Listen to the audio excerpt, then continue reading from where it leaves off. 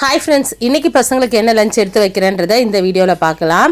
இன்றைக்கி வந்து அமாவாசை இல்லையா, ஸோ அமாவாசை ஸ்பெஷல் சாம்பார் தான்.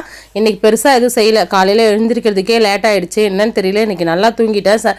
டெய்லியுமே 6 மணிக்கு விழுப்பு வந்துடும். இன்றைக்கி நல்லாவே தூங்கிட்டேன். அதனால் அவசரமாக தான் இன்றைக்கி ஒரு சாப்பாடு செஞ்சு படைக்கிற மாதிரி இருந்தது. இன்றைக்கி வந்து நம்ம வீட்டை சவுச்சவு சாம்பார் தான் வச்சுருந்தேன்.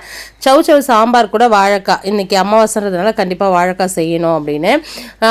மோஸ்ட்லி வந்து இந்த நாளுக்கு வந்து பூசணிக்காய் சாம்பார் தான் வைக்கணும் அப்படின்னு எனக்கு சொல்லியிருந்தீங்க. பட் பூசணிக்காய் சாம்பார் என்ன ரீசனுக்காக வைக்கணும்னு எனக்கு தெரியல. எங்கள் இதில் அந்த ஃபாலோலாம் பண்ண மாட்டாங்க. கத்திரிக்காய், முருங்கைக்காய் எது வேணால் சாம்பார் வைப்பாங்க.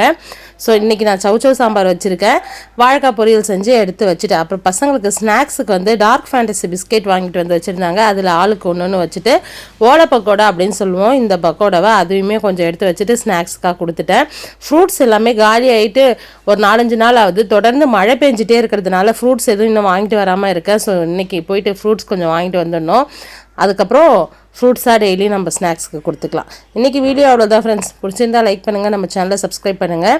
அப்புறம் அமாவாசைக்கு நீங்கள் என்னென்ன ரூல்ஸ் அண்ட் ரெகுலேஷன் ஃபாலோ பண்ணுவீங்கன்றதை எனக்கு மறக்காமல் கமெண்ட் பண்ணுங்கள், நானும் தெரிஞ்சுக்கிறேன். Thank you friends.